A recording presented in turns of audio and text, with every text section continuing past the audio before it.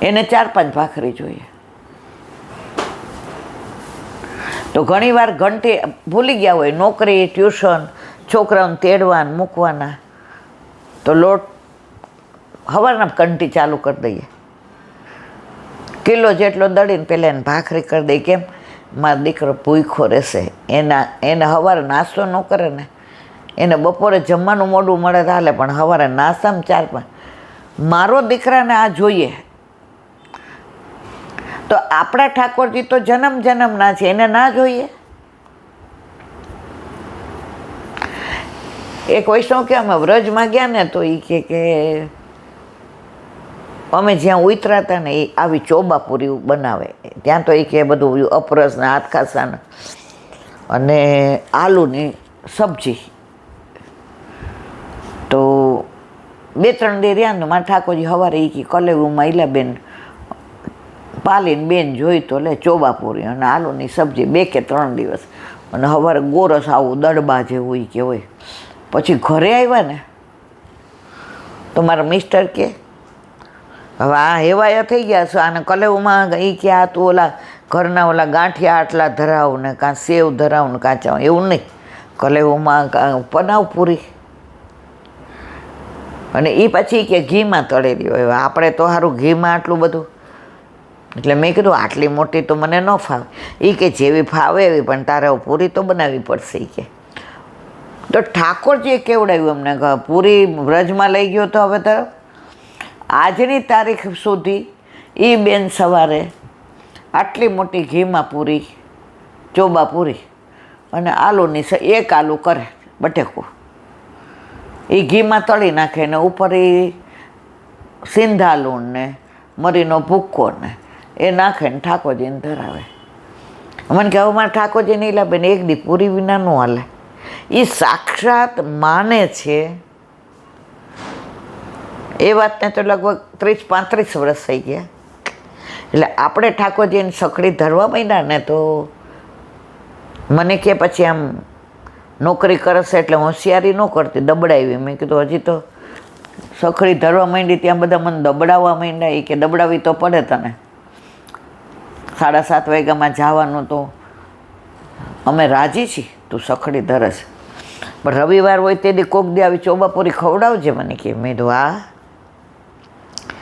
તો ભગવદીઓ પાસેને આ બધું, એટલે જ વલ્લભે કહ્યું જ ભક્તિવર્ધિનીમાં, નિવેદનમ તો સ્મર્ત સર્વથા તાદૃશય જને. બધાની કાલે અમારા હોલમાં ઘણી ચર્ચા થાય સેવાની, શ્રૃંગારની. તો બધા એ જ કહેતા હતા કે આ 25-30 જણા ભેગા થાય છે ને, તો આ જાણવાનું, કોકે ક્યાંક સાંભળવું હોય, કોઈકે ક્યાંક વાંચ્યું હોય, કોઈના વચનામૃત હોય, તો પછી ભૂલ કરતા હોય ને એ સુધરી જાય. બ્રહ્મ સંબંધ મંત્ર એમ કે 3 વાર બોલીએ, કારણ કે આપણે 3 દળનું ઠાકોરજીના ચરણારવિંદમાં દળ ધરીએ છીએ. તો આપણે કયા ભક્ત છીએ ખબર નથી, રાજસ, તામસ કે સાત્વિક. તો 3 વાર આપણે બોલીએ એટલે વલ્લભ તો જાણે છે. તો આવું બધું ઘણુંય એકબીજા પાસેથી જાણવા મળે. અને જે રાત્રે સત્સંગમાં આવતા હોય ને, એને સત્સંગમાં રસ હોય એ જ આવે, કારણ કે ત્યાં બીજું જ કાંઈ લેવાનું નથી. તો ઘરે ઠાકોરજી બિરાજતા હોય તો બધો આનંદ છે. બાકી હવેલી સવારે દર્શન કરી આવીએ, લે દેવ ચોખા, મેલ મારો ચેડો, પછી પાછા રાજી થઈને કહે સવારે તો અમારે મંગળાને દર્શન કર્યા વિના હાલે જ નહીં. પણ બેન, તે બ્રહ્મ સંબંધ લીધું છે તો તું તારા ઘરે પધરાવ ને. હવેલીમાં તને ખાલી નેત્રનું સુખ મળશે, પ્રભુ ઘરમાં હશે તો તારા આખા અંગને સુખ મળશે. તારા નેત્રો દર્શન કરશે, તારી નાસિકા એની માળાજી સૂંઘશે, તારું મુખ એનું અધરામૃત લેશે ને એના ગુણાનું વાત કરશે, તારા હાથ એનો સ્પર્શ કરશે, તારા પગ એના માટે દોડશે, તારું શરીર એના માટે સામગ્રીને માળાજી, તારા એક એક અંગનો અંદર વિનિયોગ થશે. મંદિર તો તાર દોડાદોડ જવું પડશે, અને તું 8 વાગ્યા પછી પહોંચી તો બેન તાર મેળે નહીં પડે, તાર પાછું આવવું પડશે. પણ તારા ઘરે તારા માથે બિરાજતું તારું સ્વરૂપ તારી રાહ જોવે. મંદિરમાં મારીને તમે રાહ જોવે કે ઈલાબેન આવે પછી જ બંધ કરું? ના મારા વાલા. પણ એનો મતલબ હું એમ નથી કહેતી મંદિરનું તમને અનુકૂળતા છે, ટાઈમ છે, અવશ્ય જાઓ. કઈ પીછવાય, કયા કીર્તન, 4 વૈષ્ણવ મળે, એમાં કોઈ ભગવદીઓનો સંગ થઈ જાય તો સવારના પોરમાં જરાક સત્સંગ થઈ જાય. એક વૈષ્ણવ કહેતા હતા, એ કે મારા ઘરે 22 વર્ષથી ઠાકોર છે,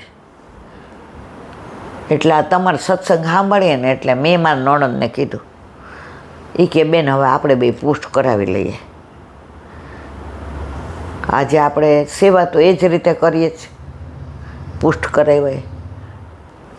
તો ઈલાબેન કહેતા હતા પુષ્ટ ન કરાવ્યો હોય તો ચિત્રજીને જાય સેવા, તો આપણે સાક્ષાત નંદન. એટલે મને કે મારે તમારું કામ છે, હું ઘરે આવું? મેં તો આવો. મને કે સવારમાં, કે હું છેક સેટેલાઇટ થયો. મેં તો કાંઈ વાંધો નહીં, સવારમાં 5 મિનિટ આવો, કારણ કે મારે પછી બધું વહુ નથી એટલે બધું તૈયારી કરે. તો કે ઈલાબેન મારા નણંદે મને એવું કીધું કે 22 વર્ષથી આપણે કરતા હોય ને એને મેળાએ પુષ્ટ થઈ જાય.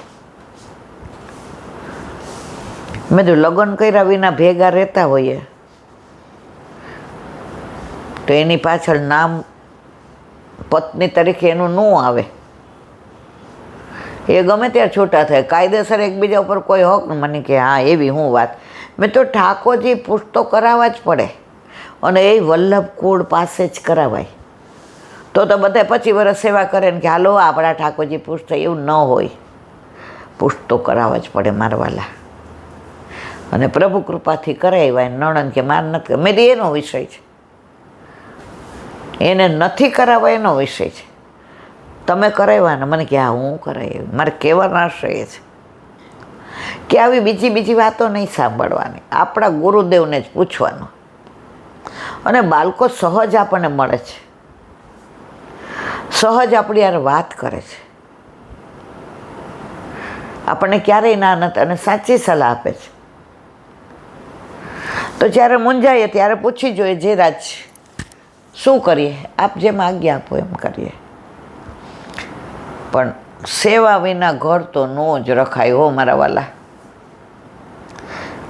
આપણે પરણીને જઈએ ને આપણો વર પીજીમાં રહેતો હોય, પછી આપણને એમ કે તોય પીજીમાં રહે મારી ભેગી. ઓલા પીજીવાળાને કહે કે ક્યાંય મકાન આટલામાં હોય સારું કહેજો ને, રૂમ રસોડું હશે તોય ચાલશે, મારા વાઈફને લઈ આવવાના છે. તો બ્રહ્મ સંબંધ ન લીધું હોય ત્યાં સુધી પીજીમાં હાલે મારવાલા. બ્રહ્મ સંબંધ લીધું, લગ્ન થયું એટલે ભાડે ઘર ગોતવું જ પડે, વાઈફને લાવવાના છે. ઠાકોરજી કે તું મને ન લલાય, કાંઈ નહીં, હું તાર ઘર આવું, લે ઘર જમાય, બસ તું કેમ હું કરું. તો મારે કહેવાનો આશય એ છે કે બ્રહ્મ સંબંધ લીધું છે તો શું કામ ડરો છો? અને બધાનું સાંભળવા જશો ને, તમે જો 17 રસોઈયા ભેગા થાય ને તમારી રસોઈ બગડે જ. એક વૈષ્ણવ મર્યાદા માર્ગી છે, તો એ બિચારી હવે વૈષ્ણવ બની ગઈ, પણ પહેલાંની એણે વાત કરી હતી. હવે તેને ઘરે ઠાકોરજી છે કે ઈલાબેન હું પરણીને આવીને તો ભાડે મકાન લીધું, મારા મિસ્ટર એન્જિનિયરી કે. એટલે મારા સાસુએ 15 દી પછી હું પાછા પગ કરીને આવી કે બેટા હવે તમે તમારે મારા દીકરા ભેગા જાઓ. દીકરાનું નામ નલિન. તો પછી ભાડે લીધું તો મારા સાસરીવાળા મર્યાદા માર્ગી હતા. એટલે મારા સાસુએ કીધું જ્યાં લ્યો ને ત્યાં સત્યનારાયણની કથા કરજો. હવે અમારા ઘરે ઠાકોરજી, એટલે આપણું મન પણ મારા મિસ્ટરની ઈચ્છા એવી કે ના, બાએ કીધું એટલે સત્યનારાયણની કથા. હવે એ કે હું ભણતા આવી હતી. મારા મિસ્ટર વચ્ચે 7 વર્ષનો ફેર. એટલે હું પરાણ 18 ને મારા મિસ્ટર 25 વર્ષના. હવે સત્યનારાયણની કથામાં તો એમના ઓફિસના બધા પટાવાળા, પછી જ્યાં ભાડે લીધું ત્યાં આજુબાજુવાળા, પછી મારા પિયરિયા 2-3 દૂરના હગા થતા હતા. એટલે લગભગ 35 માણસ થાય. એટલે મારા મિસ્ટર એ કે લઈ આવ્યા સોજી ને ઘી ને બધું એક્સ્ટ્રા સૂકો મેવો ને. હવે કોઈ દી આટલું બધું કરેલું નહીં, ભણતા આવી હતી. તો બાજુવાળાને મેં કીધું કે મારા મિસ્ટર 5 કિલો સોજી લાવ્યા છે. એ કે હે શું? એ કે કેટલા 500 જણા છે? એ કે ના 30-35. એ કે એટલું બધું ન જોઈ કે એટલે કે પણ મને આવડતો નથી. કે કાંઈ વાંધો નહીં, હું કરી દઈશ. એટલે 3 વાગે એ આવ્યા. તો બીજા બાજુવાળાને કહેતા આવ્યા. એ કે નલિનભાઈને ત્યાં કથા કરવાની છે ને તો હું જાઉં. એ કે લાવ હું મદદ. તો એ કે 5-6 જણા આવ્યા ને ડબલ ખાંડ થઈ ગઈ. લાબે સોજીન શીરો ડબલ ખાંડ થાય એટલે તમે સમજ્યા ને. અને એક બેન દોઢા હતા ને એને પાણી એટલે દૂધની અંદર અડધું પાણી નાખી દીધું. તો મારે કહેવાનો આશય જ, તમે 17 જણને પૂછો ને તો તમારા ઠાકોરજીના તત્સુખનો વિચાર ન થાય. એકાદ ભગવદી એવા રાખવાના જે વંચક ન હોય. મૂળ આપણું ગુરુઘર, આપણા ગુરુઘરે પૂછવાનું જેરાજ આવું છે. તો ઠાકોરજી ઘરમાં હોય તો આ બધી લીલા છે. બાકી તો રખડવાનું ને ભટકવાનું. ઓલી ગાય બાંધી ન હોય ને ખીલે, એ ખેડૂતના ઘરે ના હોય ને, રખડતી હોય ને તો એને બધે વાસી ખવડાવી દે. સાંજે કોઈનું ધ્યાન ન હોય દોઈએ લે. એને પાણી પીવું હોય તો ચારે બાજુ રખડવું પડે. પણ એ જ ગાય બાંધેલી હોય તો જવાબદારી કોની? જે ખેડૂત છે ને. તો આપણે રખડતા હું કામ રહેવું છે? ગમે ત્યાં ખાઈ લેવું, ગમે ત્યાં પી લેવું. આપણને વલ્લભે બાંધી દીધા, પણ જવાબદારી એની એ જાણે ને ઠાકોરજી જાણે. આપણે જલસા કરવાના. જો લગ્ન ન થયા હોય ત્યારે કેટલા માગા આવતા હોય. હવે પરણીને આવ્યા પછી કોઈ કે તમારે બેબીનું કરવાનું છે? તો આપણા ઘરે ઠાકોર હોય પછી કોઈ આપણી યારે સમજી ગયા ને. બોલો વલ્લભાધીશ કી. વ્રજ વિહાર. નવનીત પ્રિય શાસ્ત્રીને ભગવત સ્મરણ. વ્રજ વાલું રે વૈકુંઠ નહીં આવું. ઉધો વ્રજ મોહે બિસરત નાહે. સર્વસ્તમ સૂત્રમાં ગુસાઈજી વલ્લભના 2 નામ કે ગોવર્ધનસ્યુત્સાહ, ગોવર્ધનમાં રહેવાનો ઉત્સાહ, પ્રિય વજ સ્થિતિ. વ્રજ એમનું પ્રિય છે રહેવા માટેનો. પણ એમણે પરિક્રમા એટલે કરવી હતી કે દેવી જીવોને શોધીને ગોવર્ધનનાથજીના હાથમાં સોંપવાતા. તો વ્રજ વલ્લભને ગમે. ગુસાઈજીએ તો મથુરામાં સદગરાય કર્યું ને ગોકુળમાં રહ્યા. હરિરાયજી, ગોકુળનાથજી, બધા બાળકોને વ્રજ વાલું. પેલા બધા સ્વરૂપો વ્રજમાં જ બિરાજતા હતા. હવે વ્યવસ્થાના હિસાબે જુદી જુદી જગ્યાએ પધાર્યા. માનો કે દ્વારકાધીશ કાંકરોલી પધાર્યા, નટવરલાલ અમદાવાદ પધાર્યા, કલ્યાણરાયજી બરોડા પધાર્યા, મુકુંદરાયજી કાશી પધાર્યા. તો દરેક સ્વરૂપ વ્યવસ્થા માટે પધાર્યું. પણ પહેલાં તો બધા બાળકો અને બધા સ્વરૂપો વ્રજમાં બિરાજતા હતા. તો વ્રજ ઠાકોરજીનું વાલો, વલ્લભનું વાલો, વ્રજવાસીનું વાલો, ગયા ને બછડાનું વાલો. યમુનાજી વ્રજ છોડીને જાય છે, ગિરિરાજજી જાય છે.